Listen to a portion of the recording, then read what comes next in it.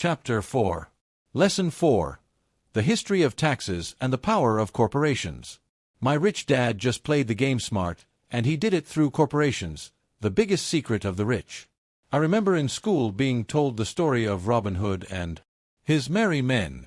My teacher thought it was a wonderful story of a romantic hero who robbed from the rich and gave to the poor. My rich dad did not see Robin Hood as a hero. He called Robin Hood a crook. Robin Hood may be long gone, but his followers live on. I often still hear people say, "Why don't the rich pay for it?" Or, "The rich should pay more in taxes and give it to the poor." It is this Robin Hood fantasy, or taking from the rich to give to the poor, that has caused the most pain for the poor and the middle class. The reason the middle class is so heavily taxed is because of the Robin Hood ideal. The reality is that the rich are not taxed. It's the middle class, especially the educated upper-income middle class, who pays for the poor. Again, to understand fully how things happen, we need to look at the history of taxes. Although my highly educated dad was an expert on the history of education, my rich dad fashioned himself as an expert on the history of taxes. Rich Dad explained to Mike and me that originally, in England and America, there were no taxes. Occasionally, there were temporary taxes levied in order to pay for wars. The king or the president would put the word out and ask everyone to chip in. Taxes were levied in Britain for the fight against Napoleon from 1799 to 1816, and in America to pay for the Civil War from 1861 to 1865. In 1874, England made income tax a permanent levy on its citizens. In 1913, an income tax became permanent in the United States with the adoption of the 16th Amendment to the U.S. Constitution. At one time, Americans were anti-tax. It had been the tax on tea that led to the famous Tea Party in Boston Harbor, an incident that helped ignite the Revolutionary War. It took approximately 50 years in both England and the United States to sell the idea of a regular income tax. What these historical dates fail to reveal is that both of these taxes were initially levied against only the rich. It was this point that Rich Dad wanted Mike and me to understand. He explained that the idea of taxes was made popular and accepted by the majority by telling the poor and the middle class that taxes were created only to punish the rich. This is how the masses voted for the law, and it became constitutionally legal. Although it was intended to punish the rich, in reality it wound up punishing the very people who voted for it, the poor and middle class. Once government got a taste of money, its appetite grew, said Rich Dad. Your dad and I are exactly opposite. He's a government bureaucrat, and I am a capitalist. We get paid, and our success is measured on opposite behaviors. He gets paid to spend money and hire people. The more he spends and the more people he hires, the larger his organization becomes. In the government, a large organization is a respected organization. On the other hand, within my organization, the fewer people I hire and the less money I spend, the more I am respected by my investors. That's why I don't like government people. They have different objectives than most business people. As the government grows, more and more tax dollars are needed to support it. My educated dad sincerely believed that government should help people. He loved John F. Kennedy and especially the idea of the Peace Corps. He loved the idea so much that both he and my mom worked for the Peace Corps, training volunteers to go to Malaysia, Thailand, and the Philippines. He always strived for additional grants and budget increases so he could hire more people, both in his job with the Education Department and in the Peace Corps. My rich dad did not see Robin Hood as a hero. He called Robin Hood a crook. From the time I was about 10 years old, I would hear from my rich dad that government workers were a pack of lazy thieves, and from my poor dad I would hear how the rich were greedy crooks who should be made to pay more taxes. Both sides had valid points. It was difficult to go to work for one of the biggest capitalists in town and come home to a father who was a prominent government leader. It was not easy to know which dad to believe. Yet when you study the history of taxes, an interesting perspective emerges. As I said, the passage of taxes was only possible because the masses believed in the Robin Hood theory of economics, take from the rich and give to everyone else. The problem was that the government's appetite for money was so great that taxes soon needed to be levied on the middle class, and from there it kept trickling down. However, the rich saw an opportunity because they don't play by the same set of rules. The rich knew about corporations, which became popular in the days of sailing ships. The rich created the corporation as a vehicle to limit their risk to the assets of each voyage. The rich put their money into a corporation to finance the voyage. The corporation would then hire a crew to sail to the New World to look for treasure. If the ship was lost, the crew lost their lives, but the loss to the rich would be limited only to the money they invested for that particular voyage. The diagram that follows shows how the corporate structure sits outside your personal income statement and balance sheet. Income tax rates. In addition, certain expenses could be paid by a corporation with pre-tax dollars. This war between the haves and have-nots has raged for hundreds of years. The battle is waged whenever and wherever laws are made, and it will go on forever. The problem is that the people who lose are the uninformed, the ones who get up every day and diligently go to work and pay taxes. If they only understood the way the rich play the game, they could play it too. Then they would be on their way to their own financial independence. This is why I cringe every time I hear a parent advise their children to go to school so they can find a safe, secure job. An employee with a safe, secure job, without financial aptitude, has no escape. Average Americans today work 4 to 5 months for the government just to cover their taxes. In my opinion, that is simply too long. The harder you work, the more you pay the government. That is why I believe that the idea of take from the rich backfired on the very people who voted it in. Every time people try to punish the rich don't simply comply. They react. They have the money, power, and intent to change things. They don't just sit there and voluntarily pay more taxes. Instead, they search for ways to minimize their tax burden. They hire smart attorneys and accountants, and persuade politicians to change laws or create legal loopholes. They use their resources to effect change. The tax code of the United States also allows other ways to reduce taxes. Most of these vehicles are available to anyone, but it is the rich who find them because they are minding their own business.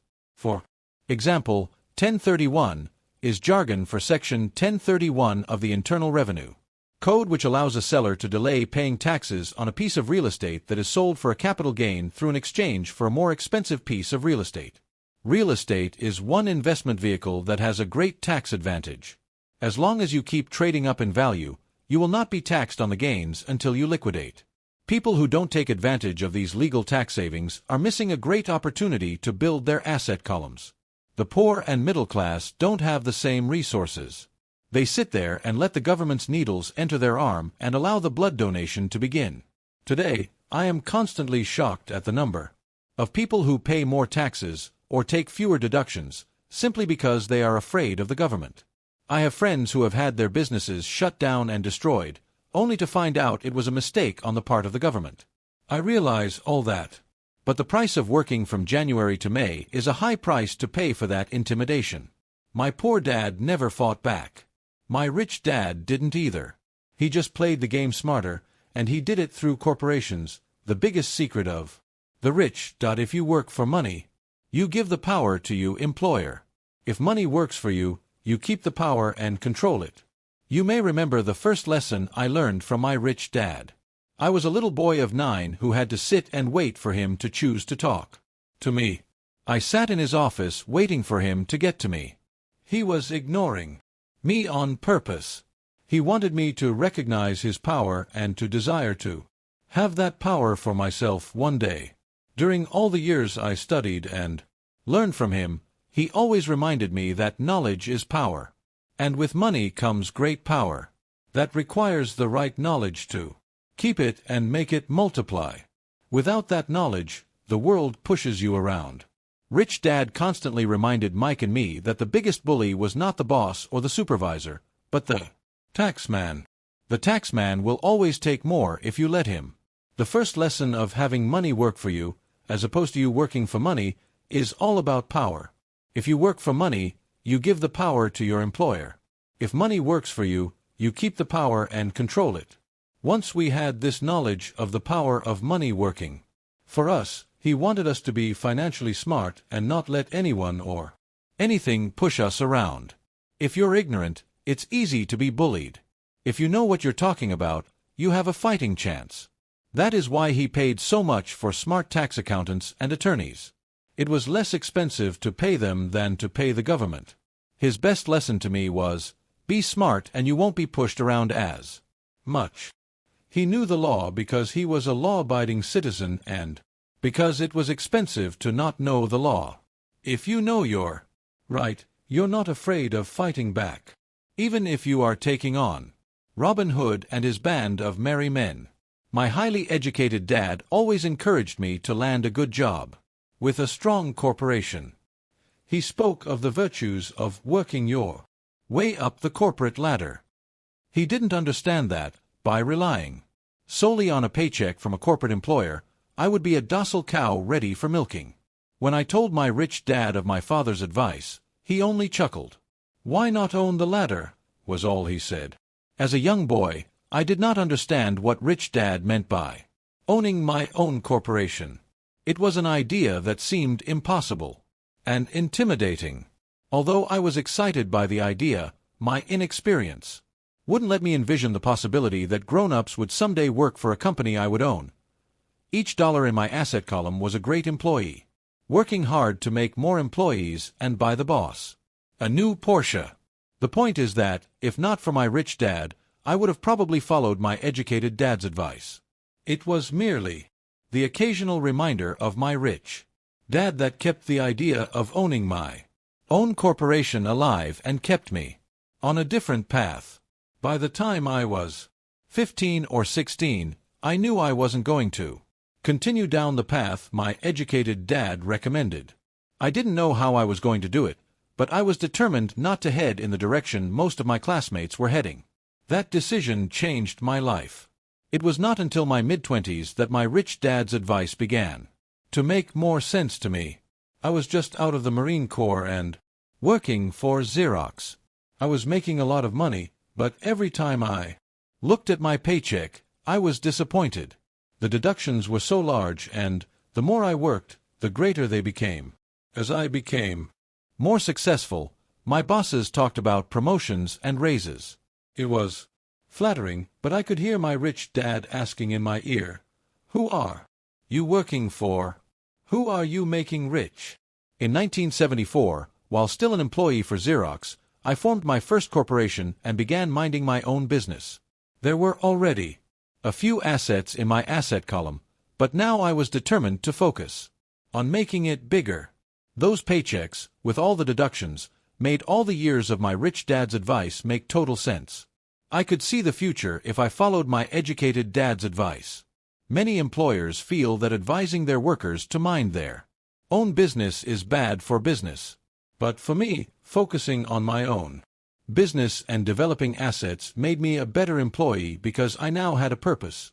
I came in early and worked diligently, amassing as much money as possible so I could invest in real estate. Hawaii was just set to boom, and there were fortunes to be made. The more I realized that we were in the beginning stages of a boom, the more Xerox machines I sold. The more I sold, the more money I made. And, of course, the more deductions came out of my paycheck. It was inspiring. I wanted out of the employee trap so badly that I worked even harder so I could invest more. By 1978, I was consistently one of the top 5 salespeople at the company. I badly wanted out of the rat race. In less than 3 years, I was making more in my real estate holding corporation than I was making at Xerox. And the money I was making in my asset column in my own corporation was money working for me, not me pounding on doors selling copiers. My rich dad's advice made much more sense. Soon the cash flow from my properties was so strong that my company bought me my first Porsche. My fellow Xerox salespeople thought I was spending my commissions. I wasn't. I was investing my commissions in assets. My money was working hard to make more money. Each dollar In my asset column was a great employee, working hard to make more employees and buy the boss a new Porsche with before tax dollars. I began to work harder for Xerox. The plan was working, and my Porsche was the proof. By using the lessons I learned from my rich dad, I was able to get out of the proverbial rat race at an early age. It was made possible because of the strong financial knowledge I had acquired through Rich Dad's lessons. Without this financial knowledge, which I call financial intelligence, or financial IQ, my road to financial independence would have been much more difficult. I now teach others in the hope that I may share my knowledge with them. I remind people that financial IQ is made up of knowledge from 4 broad areas of expertise. 1. Accounting. Accounting is financial literacy or the ability to read numbers. This is a vital skill if you want to build an empire. The more money you are responsible for, the more accuracy is required, or the house comes tumbling down. This is the left brain side, or the details. Financial literacy is the ability to read and understand financial statements, which allows you to identify the strengths and weaknesses of any business. 2. Investing. Investing is the science of money making money. This involves strategies and formulas which use the creative right brain side. 3. Understanding markets. Understanding markets is the science of supply and demand. You need to know the technical aspects of the market, which are emotion-driven, in addition to the fundamental or economic aspects of an investment. Does an investment make sense or does it not make sense based on current market conditions? 4. The law. A corporation wrapped around the technical skills of accounting, investing, and markets can contribute to explosive growth. A person who understands the tax advantages and protections provided by a corporation can get rich so much faster than someone who is an employee or a small business sole proprietor. It's like the difference between someone walking and someone flying. The difference is profound when it comes to long-term wealth. Tax advantages. A corporation can do many things that an employee cannot, like pay expenses before paying taxes. That is a whole area of expertise that is very exciting. Employees earn and get taxed, and they try to live on what is left. A corporation earns, spends everything it can, and is taxed on anything that is left. It's one of the biggest legal tax loopholes that the rich use. They're easy to set up and are not expensive if you own investments that are producing good cash flow. For example, by owning your own corporation, your vacations can be board meetings in Hawaii. Car payments, insurance, repairs, and health club memberships are company expenses. Most restaurant meals are partial expenses, and on and on. But it's done legally with pre-tax dollars. A protection from lawsuits. We live in a litigious society. Everybody wants a piece of your action. The rich hide much of their wealth using vehicles such as corporations and trusts to protect their assets from creditors. When someone sues a wealthy individual, they are often met with layers of legal protection and often find that the wealthy person actually owns nothing. They control everything, but own nothing. The poor and middle class try to own everything and lose it to the government or to fellow citizens who like to sue the rich. They learned it from the Robin Hood story. Take from the rich and give it to the poor. It is not the purpose of this book to go into the specifics of owning a corporation. But I will say that if you own any kind of legitimate assets, I would consider finding out more about the benefits and protection offered by a corporation as soon as possible. There are many books written on the subject that will detail the benefits and even walk you through the steps necessary to set up a corporation. Garrett Sutton's books on corporations provide wonderful insight into the power of personal corporations. Financial IQ is actually the synergy of many skills and talents. I would say it is the combination of the 4 technical skills listed above that make up basic financial intelligence. If you aspire to great wealth, it is the combination of these skills that will greatly amplify your financial intelligence. In summary, business owners with corporations. 1. Earn. 2. Spend. 3. Pay taxes. Employees who work for corporations. 1. Earn. 2. Pay taxes. 3. Spend. As part of your overall financial strategy, I recommend that you learn about the protection that legal entities can provide for businesses and assets.